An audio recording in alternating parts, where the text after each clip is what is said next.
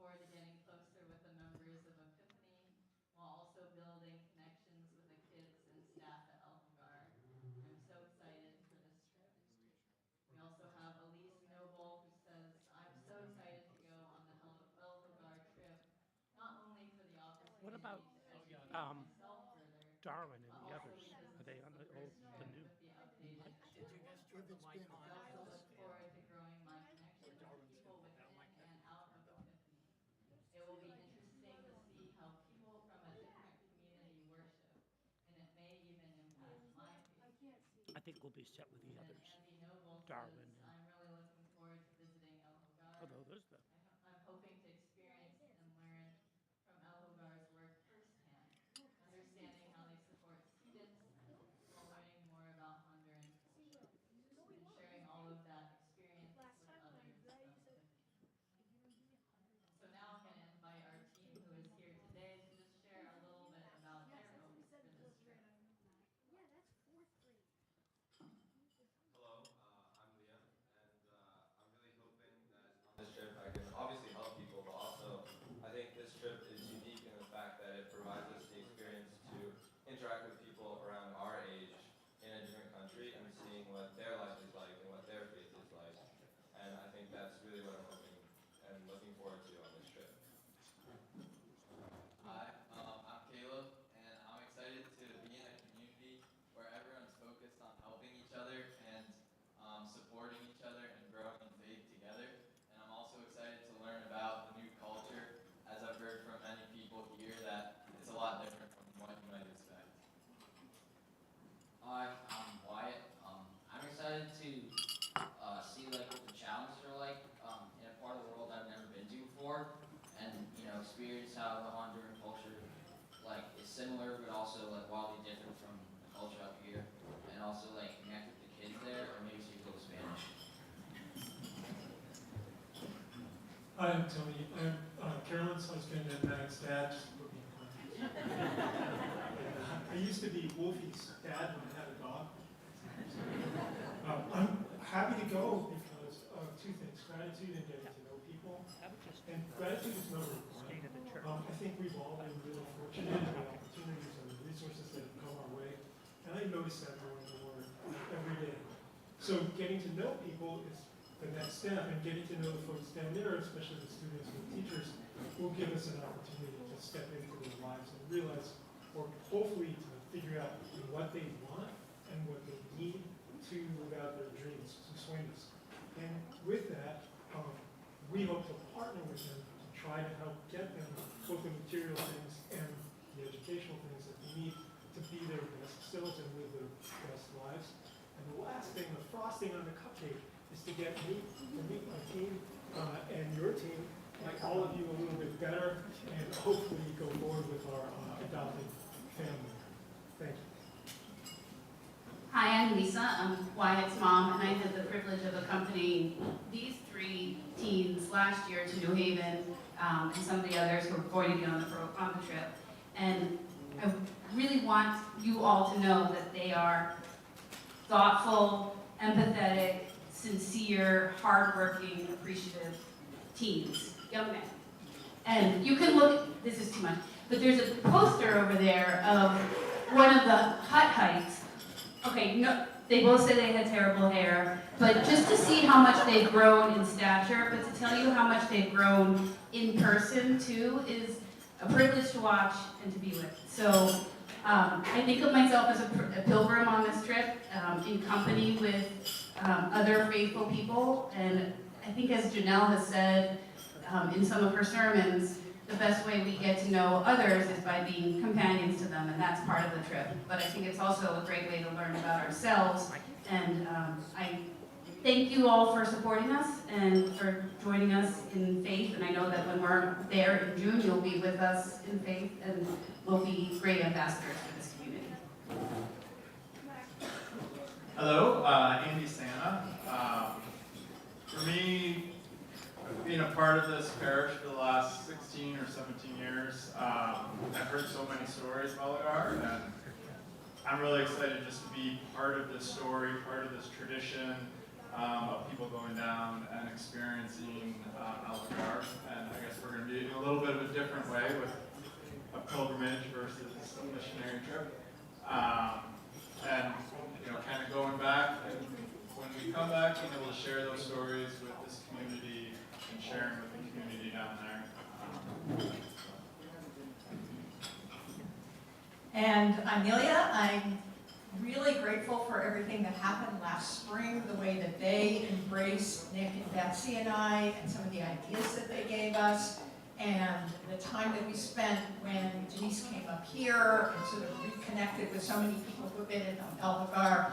And it's really cool that this group, we've got some of our youth here, not bring everybody, but this youth group that has made such a big difference to how this parish has grown and has introduced so much. It's really cool that you all are going to be part of passing the baton on to wherever we go from here. So I'm really looking forward to doing it. Thank you all for sharing, and thank you all for listening.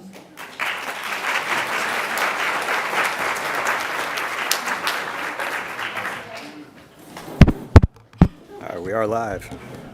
All right. Are we live here? Can we hear me? All right.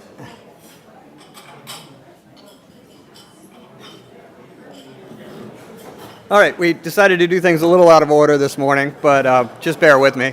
I don't think my mic is moved. Is my mic? Yeah, all right. I don't know what's... Okay. Here we are. So we decided to do things a little out of order this morning, so bear with me on the slide deck. But I'm Darwin Keith Lucas. I'm one of your wardens, and I'd like to welcome you to State of the Church. This meeting really marks a transition for Epiphany.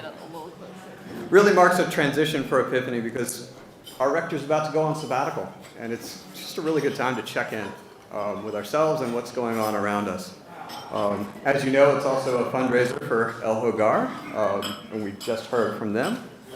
So I want to walk you through, just give you a lay of the land. All right, we're going to go through a little bit of church business. We're going to give thanks to our dear seminarian. There's some scaffolding outside that you may want an update on.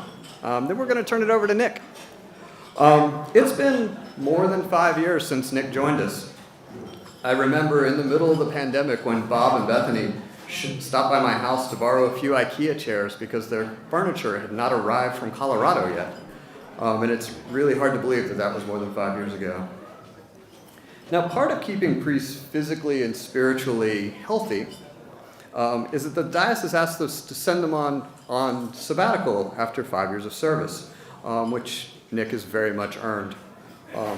He's also very savvy because it's in his contract. So Nick will give us an overview of his adventures and what he's planning for his sabbatical, and a little bit on the leadership that the vestry and the wardens will be doing while he's away. After that, Sarah McGonigal will talk about an initiative that I'm really excited about that is essentially what the congregation will be doing while Nick isn't looking, and we'll do that this summer. And then we'll open it up for questions and answers. I'm sure that you all have questions about the things that we go over today. And then we'll close with a prayer to send our beloved rector off for the next 4 months, and a hymn for both Clayton and Nick. All right, so to start off, Nick, I'll hand it over to you. This lectern mic is live. It should be all you need. Okay.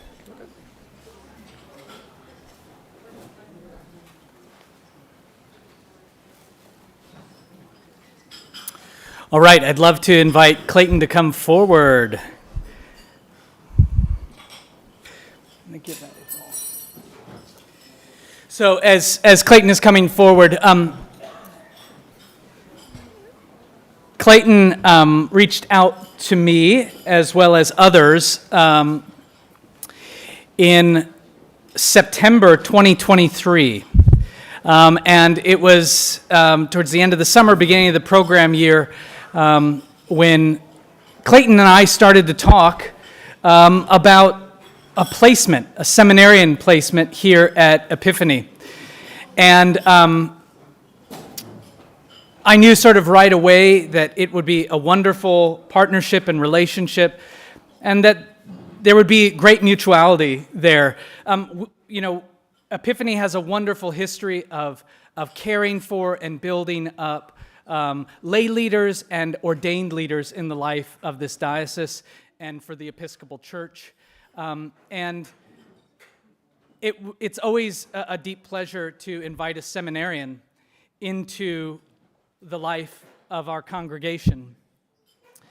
And so we sort of figured it out as we went along, right? Clayton was doing seminary training here, but for General Theological Seminary in New York City. So it was remote learning and it was remote formation, and you all and we as a parish were an important part of providing not remote realities of the church.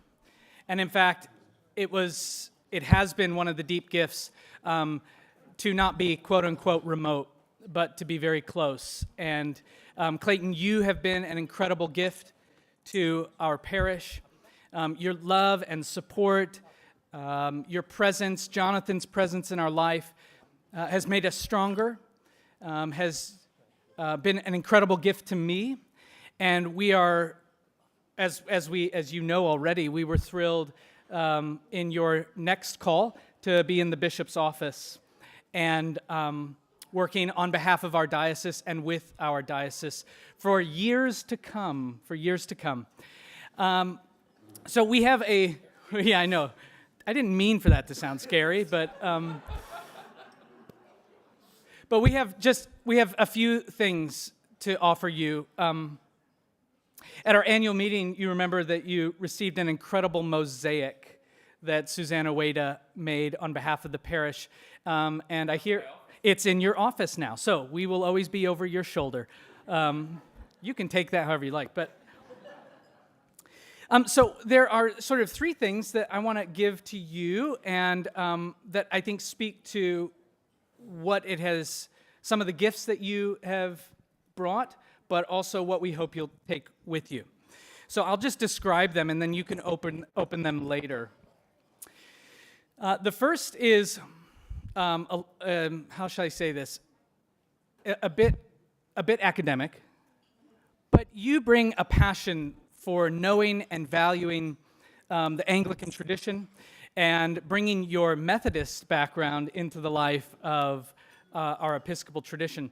So I have for you a very, very short history of the Anglican Reformation, and it's very, very short. So you can take it with you. It's a wonderful lens to understand the depth of our tradition. And I think you've embodied that for us, that you brought your total self to us. You challenged us with Wesley all of the time, and all of the Wesley hymns you could cram and convince Jeremy of. And we're grateful for that. The second is an incredible book written by a lay leader in a church in England who compiled almost all of the weekly newsletters that parish put out and sent to its people. And it's called A Year in the Parish. And it gives you a wonderful sense of, and to not lose focus, that this is what church is so much about. Our day in, day out, week in, week out life together. And you're going to need to remember that as you're in the high tower of the bishop's office, remembering that we love you, that you are loved, and that these people and many like us are who you serve, to communicate, to work for justice, to be a witness in the larger community. And the last one is something you can't have until Easter, and that's because it's all chocolate. It is a chocolate made here from a store here in Winchester, a place that you have had meetings with several of us, pastoral engagements, time to grab coffee, hearing of stories, that you might take this with you and remember that as we gather around the table, as we have a coffee, as we share our story together, it is simply an extension of God's table. To take these things with you because you have given these to us. You've given us love and relationship. You've inspired us, you've challenged us, and we're so very grateful for you. So will you join me in thanking Clayton?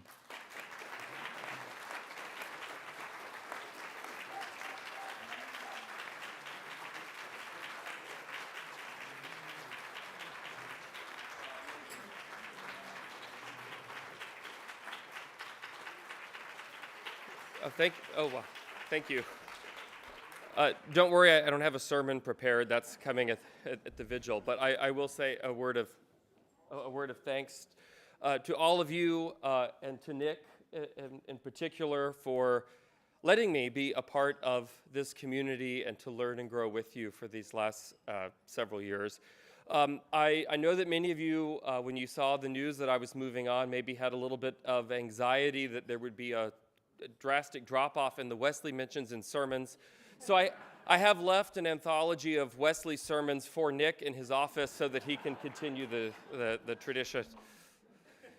But in that spirit, I would just say, as I have mentioned in sermons before, Wesley did say that there is no holiness but social holiness, and that our faith can only be lived out in community. And that is something that I think this family of faith does so beautifully and so well, and I thank you for teaching me about that and for embracing me in that. And I'm not disappearing. I am still serving you, I hope. That's the plan. That's the intent in the bishop's office. And then the bishop has just newly appointed me to Old North Church, where I will be a part of the team there, so I can work with Priscilla, really just following her around town. But many, many thanks, Epiphany. Thank you. And Nick.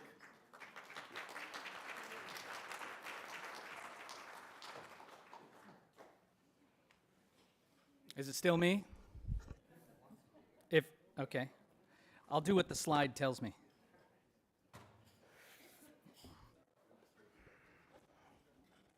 Oh, that's not me. Great.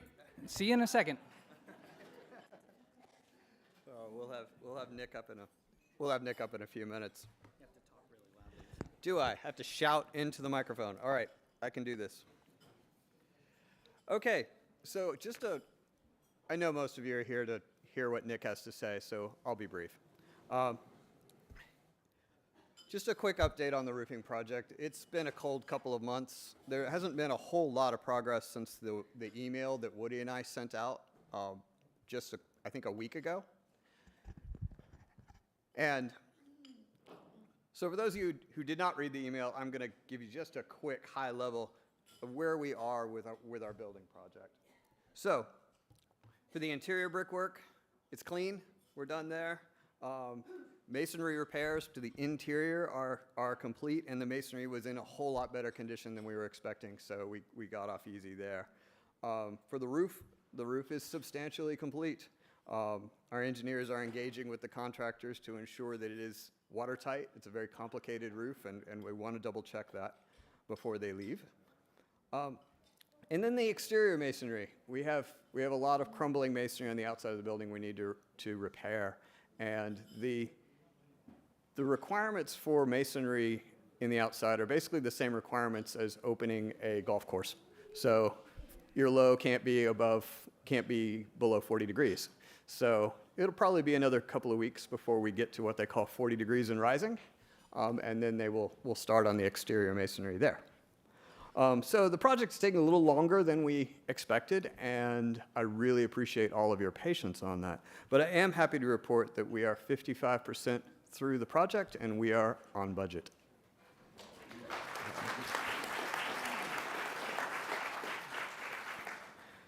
So normally I would give a bit of a tribute to Woody at this point. He's done an amazing job of coordinating with staff. He's done a great job with keeping me informed, with driving the contractors. Woody's not here today, so but definitely owe him a great bit of gratitude there. But I do want to acknowledge that in the last few months, we moved in and out of our sanctuary twice. This is not a small undertaking, and it took a village. So very quickly, if you were involved at all with this project from the property committee to the altar guild, to the AV, to everybody else in between, and the staff especially. If you were involved with that, could you please stand up for a second? Yeah. All right. Thank you. Thank you. Okay. Now we get to turn it over to Nick to talk about his sabbatical, his plans for that. There we go.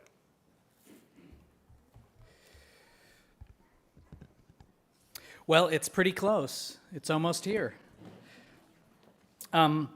So I thought this morning I might just share some of the technical details that, we've communicated a few times, but I think it's just worth repeating. So I go on sabbatical the Monday after Easter. So really after the 11:15 service, and I say goodbye to everyone. I'll be heading off on sabbatical. And I will return, really my first Sunday back is August 9th. So it's 4 months of time away. As Darwin mentioned, clergy are given sabbaticals in this diocese every 5 years, and it's in our covenant of ministry, and it can kind of be whatever the clergy person needs or wants or desires. And this is my first sabbatical in almost 17 years of ministry. I just timed everything so well. On my last call, I was to have my sabbatical, and then the thing called the pandemic happened. So I couldn't do that. And then in that time, I discerned a call here. So this is my first sabbatical. So when people say, well, what's going to happen? What's it going to look like? I say, you can tell me later, because this will be my first experience of it. So I want to share a little bit today about what's going to happen. Well, that is some of the practical things of what I'm going to be up to, and then share a little bit about the vestry leadership.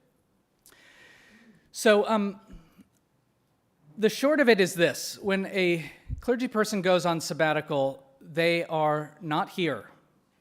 They, in some ways, do not exist to the life of a parish. So I am going to be away, period, full stop. I am not here. And what that means is, in particular, I just want to say this out loud that everybody knows, is that I won't be here to do weddings or funerals that had not already been scheduled. So I want to say this. I have one wedding that I am coming back just a couple days early for, and that's because I scheduled it before I knew when I would be taking the sabbatical. But I just want to be clear. I won't be here for baptisms. I won't be here for weddings. I won't be here for funerals. That is also a challenge for me. Being with you all, being with people in moments of life transition, it's one of the great blessings of being a clergy person. But I will not be available. And if you send me an email, just to give you a heads up, the email response will be, your email was not delivered, because my email will not be receiving email. So if you have something you want to share with me or be in touch with me, send it when I get back, August 9th, on that Sunday. Be sure to send me an email. So I won't be receiving messages. I won't be checking messages. I have made my cell phone available to the parish and to the vestry and such when I first came, and that's great. But I will not be responding to texts or to phone calls or the like. And it's not because I don't love you all. We'll go back to point one. I am away. I am gone. I am unavailable. So what will happen while I'm away? Well, we are so blessed to have Reverend Janelle with us.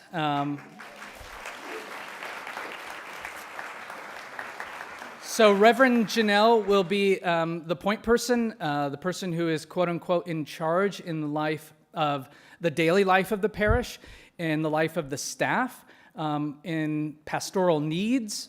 And we're really fortunate to have Reverend Thea Keith Lucas with us as well, who will sort of be a clergy person on call. That is assisting sabbatical clergy. So she will be available to help Reverend Janelle, available to help the wardens and the vestry. She herself has been on a few sabbaticals, so she has a sense of what that involves. Do I need to talk louder? No. Oh, is she here? Yes, hey, Thea. There. So we're really grateful for Thea. We're really grateful for Janelle, who will be helping lead on the pastoral front. Reverend Bob will be here to assist and help with liturgy and such. And it's a miracle. I've scheduled the clergy rota through November, up to November, All Saints. So I feel like I'm ahead, which is great. So we'll have coverage every Sunday, and Reverend Janelle will be taking the lead on most of that.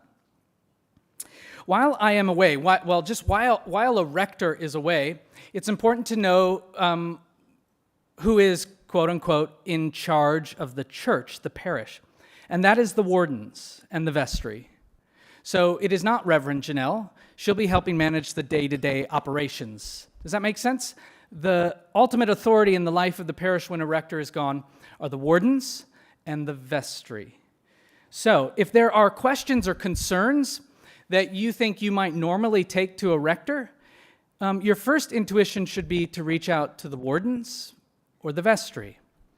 If it's pastoral in nature, it's to reach out to Reverend Janelle. Is that helpful in understanding? Okay. So in our tradition, the wardens and the vestry are in charge. I know they maybe don't love that language, so I'm putting air quotes around it, in charge. They will continue to lead together. When we knew that the sabbatical was upcoming this fall, we started to put together what we called a sabbatical planning committee. So if you're on the sabbatical planning committee, might you stand? Sabbatical planning committee. And these are individuals who have gone through a sabbatical, have experienced a sabbatical, perhaps as a parish administrator. They are serving on the vestry. So you can all be seated. Or they were a warden during a time of transition. So it's all to say that we created, under the vestry's oversight, we sort of created this sabbatical committee to help the vestry. That is, so that the vestry is not simply having to think all the time about, oh, we're on sabbatical, what's going on, who does what. If there are questions or concerns, we have this other committee, this other team that is to come alongside and help the wardens and the vestry, which I think is really wonderful because it enables the vestry to keep its work moving forward, which we'll talk about shortly. So what am I going to be doing? Do you want to hear that? It's not as exciting as you might think, so I just want to be upfront here. I've sort of broken it out by month. So in my being on sabbatical, my main goal is to stop, is to simply stop and to rest. And probably the thing I'm most excited about is not having my cell phone with me all of the time. You probably know what that's like in your own life.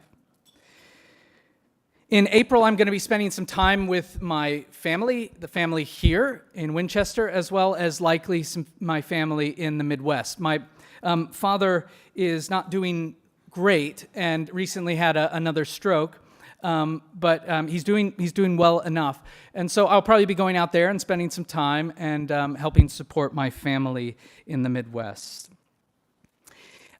In May, I am going to, at this point, planning to go to the Grand Canyon and work with a high school friend who is a fish biologist for the wildlife department, where he's been studying for almost 20 years now the native endangered species in the Colorado River. And I'm going there to be someone who gets to move all of their equipment around. So it's really technical. But it will be an experience that is going to be very, very remote. People are not allowed into this part of the canyon. So we have to take a helicopter in, and I have to get some certification for flight training and such, that is how to behave on a helicopter. And I will be there for about 10 days just moving things around, not being in charge. That sounds really great.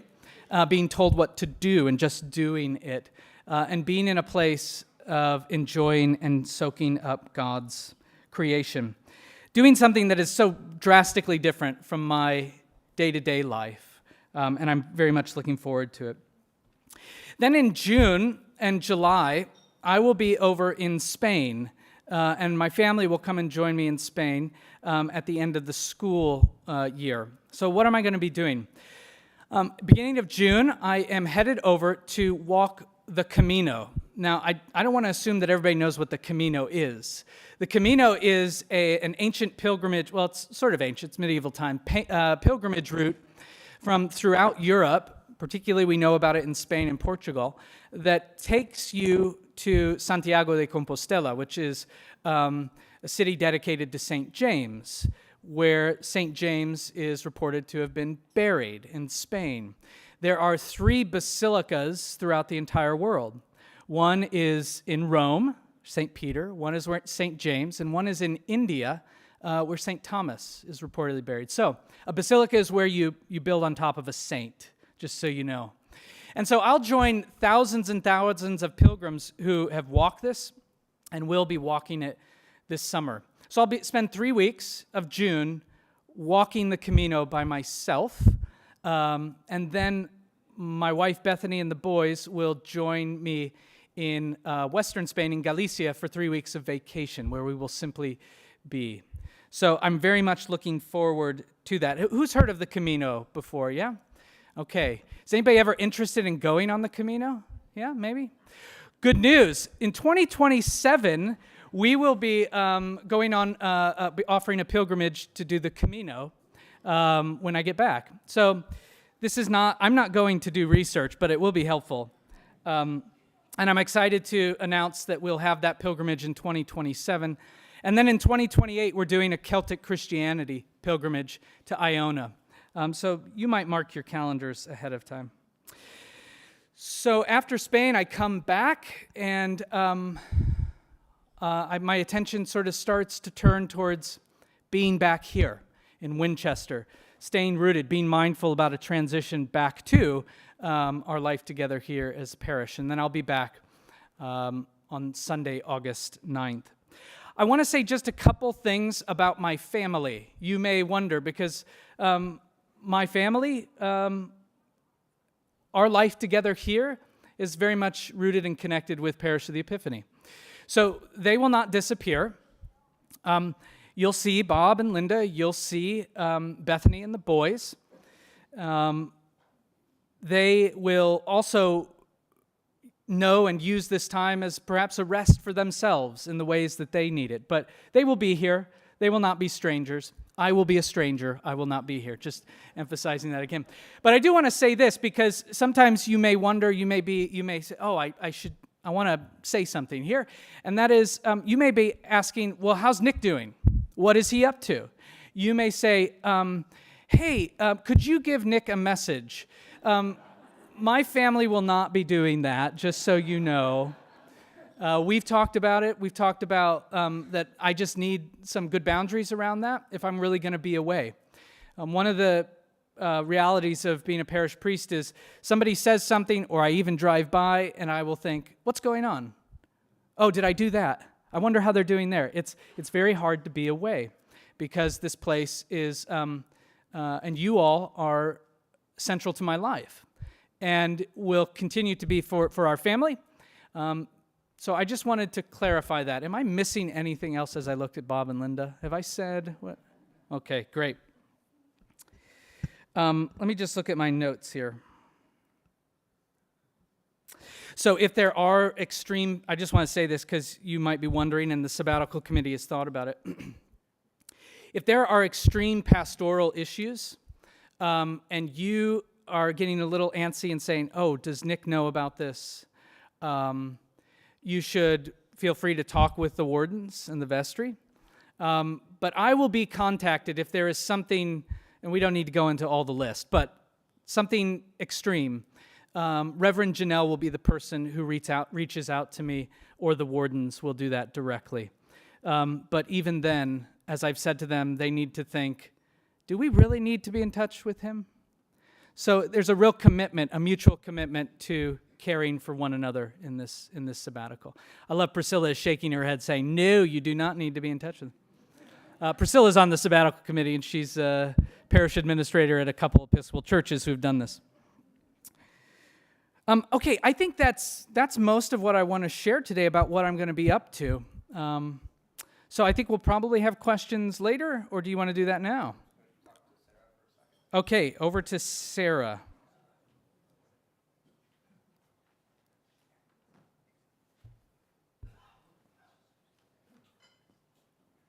Good afternoon, everybody. Well, gosh, that was very exciting. We'll certainly miss Nick, but excited to hear about his experiences when he comes back. The sabbatical comes at an exciting time for Epiphany.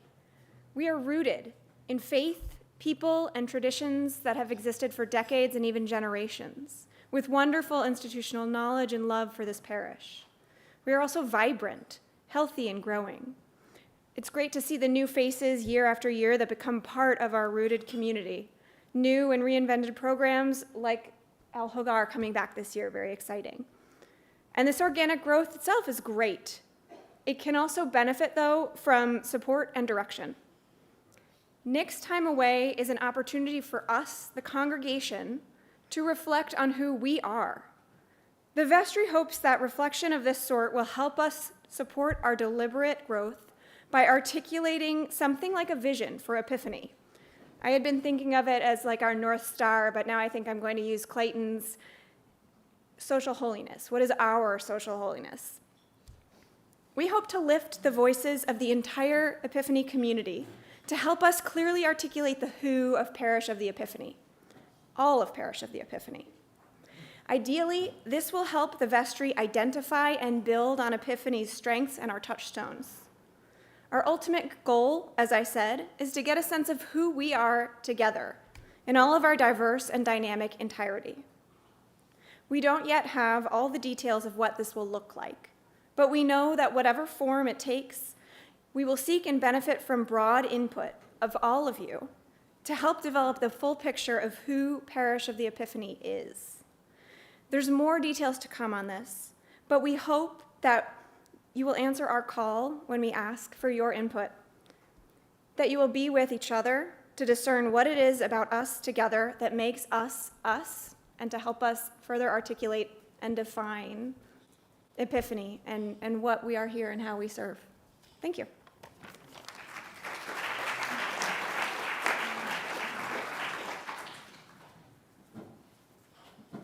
Thank you, Sarah. All right, so we've gone over quite a few things here, giving you updates. Does anyone have any questions?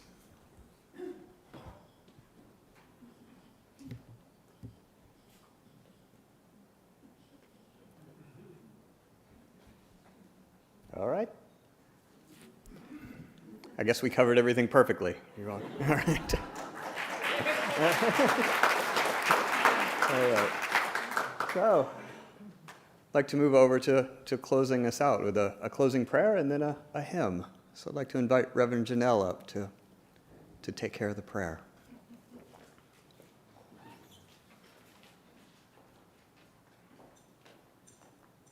Thank you, Darwin. So we have a special prayer for Nick. So Nick, you will need to come back up here.